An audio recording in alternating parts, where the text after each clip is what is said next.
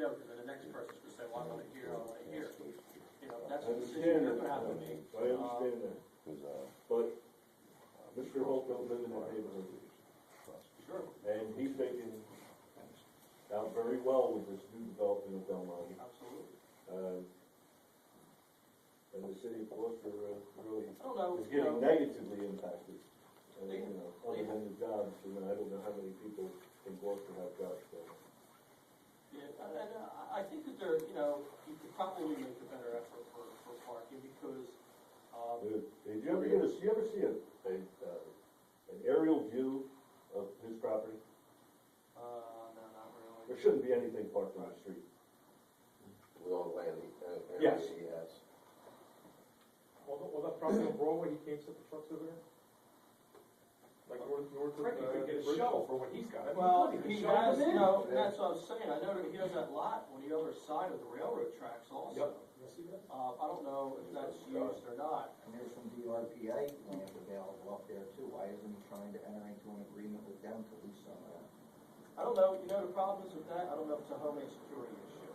With parking trucks directly on their property, because it's so close to the, bridge. It may be problematic, with that. Yeah, but in that big open lot north of the bridge, there's no reason why you George, should he there. could, he could shovel, he could shovel. Right. I'll, We- On the we right did- side?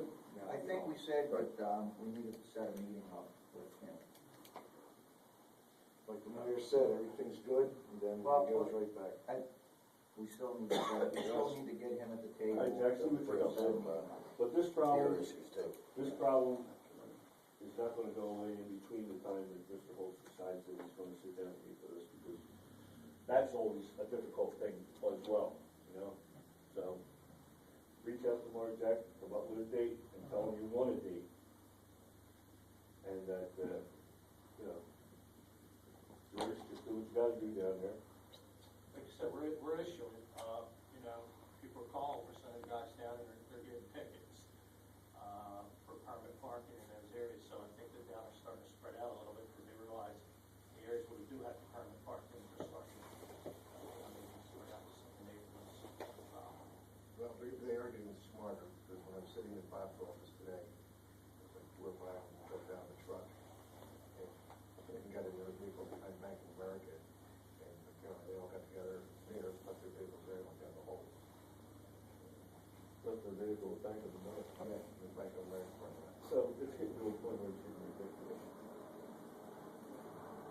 And the permit parking may be the answer, but I know from talking to George, we have to refine that program a little bit, because it seems like some of the permit parking people on Cumberland are abusing it by no longer parking in their permit spot, but parking in the school parking lot now. So they'll park in the middle and leave their spot open for permit parking, which I don't know why. Maybe we have to just limit times and refine that program, you know, to say, you know, you defeat the purpose now you're abusing the system. That's what's happening there in the morning, there's a lot of cars parked there. There is a sign for time, though, I think it's. What, it's six, I think. Well, what's happening is they're not parking in front of their house, they park over there, and their spot's open. So, He's got a large area, you know, he owns that old farm roofing consultant. He owns Yeah. that building. and it's not, they It's a just piece of, a piece of crap, and, you know, either tear it down or fix it up.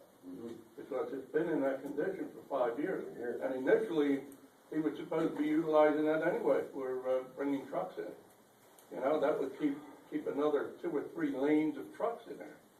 We can do it and keep them off of King Street. So, you know, Mayor, maybe you ought to bring that up at, when you do meet with him too. Yeah, 2 points. Just real quick, with all the traffic too, with the trucks, I see lots of tractor trailers going down Hudson Street, Streets are not Mercer, supposed- Middlesex, right, and right. stuff like that. And they're trying to make turns on the King Street, and they can't make the turns either. So there's a lot more. It's not just what's collecting down there at Holt. It's them getting there on these narrow streets. And the other thing too, as far as the DEP and their exceptions or the loopholes for the way they run their trucks, operate their trucks, there are solutions for Holt to consider. It costs money, but there are solutions for them for idling. So it's a matter of aligning the right resources, whether it's Holtz or state grants or anything like that, to get resources for, you see them out on like on 295, the big truck stops there. Yeah, there's special things, and that's a real big thing that the Department of Transportation is pushing. So if there's angles for us to force them to do something like that or help them get resources for it. I got one, hold on, real quick. You can't get them for idling, right? Can you throw up or pass no stopping and standing, and then ticket them all on King Street? Like if we pass something, then it will leave Holt no choice but to find. You can do that, you know, you can write up tickets for, you know, parking, you know, being along King Street. I mean, you could probably have no truck parking on King Street. I don't know about that. But I don't- County road. Yeah, I don't think we wanna be that adversarial with them either at this point in time. You know, they are our biggest industry. Right. Our biggest taxpayer in the community also. So we have to find a happy medium here. And there's certain things we can do because or there's certain things we can't do because that's a county road. Okay. King Street is a county road. And it's involved in interstate commerce and stuff like that, so we have to be a little careful, right, John? Yes. As to what we can regulate, Sean, and what we can't regulate. So Okay. I think we'd rather sit down with them first, not just go after them with Right. punitive type of implementations and try to, you know, like I said, they are a major business in town. We want to keep the neighbors happy, but we also want to keep our major business and taxpayer happy also. Right. Also, see if you used to, I know we've had some complaints, I mean, there's gotta be somebody down there that could actually be a voice at that meeting for the neighborhood, or maybe a couple people, all right? Well, Bernadette Foreman reached out to us, right? She's the one that contacted me.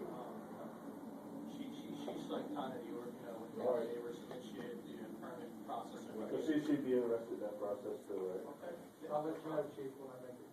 Yeah, in fact, she offered her house if we wanted to, you know, she said she would host a coffee thing if we wanted to meet at her house with the neighbors up there. She'd be happy to do that. If you end up doing a meeting like that with the neighbors, you know, I could go out and get, you know, the areas where it's affected, you know, we could deliver, you know, a flyer if you come up with a specific date. But I assume you probably want to sit down with Holt first, or bring them, I don't know how you want to do No, it. I'd like to have them at the table, so he understands the genuine situation.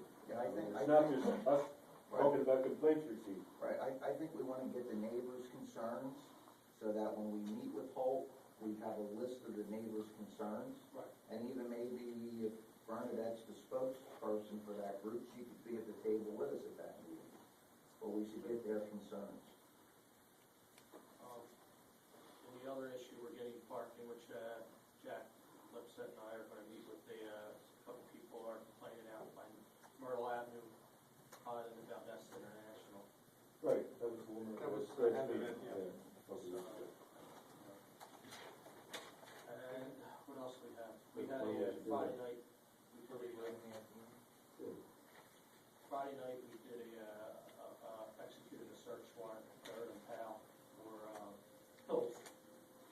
We didn't get much out of it, but, you know, one of my patrol officers initiated it, ran with it, Officer Jimmy Little, does a good job, and then, you know, he did a good job with it. But, you know, keeping up on it, we have some other things in the works, and, we've taken some extraordinary steps over the past month. Personnel and all, we had some businesses that were getting hit. Do some results. In fact, one business, you know, we got somebody in, and here it was an employee going in, stealing a snack bowl. You know, we called the owner, he came, fired him on the spot. So, a few lockups, you know, whether or not, you know, they were persons who were doing some of our business burglaries, I don't know. But they seem to have stopped. Haddonfield, it's getting hit with residentials, Pennsauken, Collingswood, so, you know, we have a big, heroin seems to be rearing its ugly head again, and along with that comes thefts.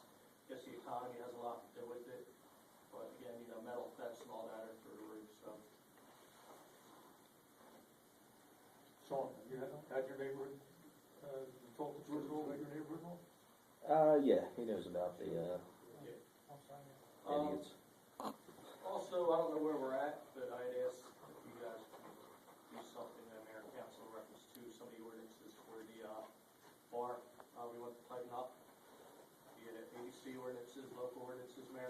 Yeah.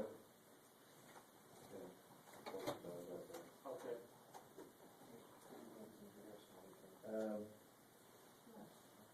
Got a couple things for the executive. You want me to hang around for that? Okay.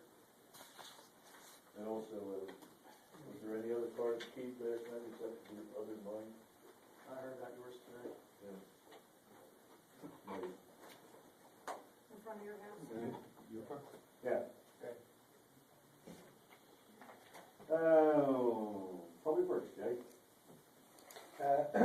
Well, Paul touched on basically that stuff.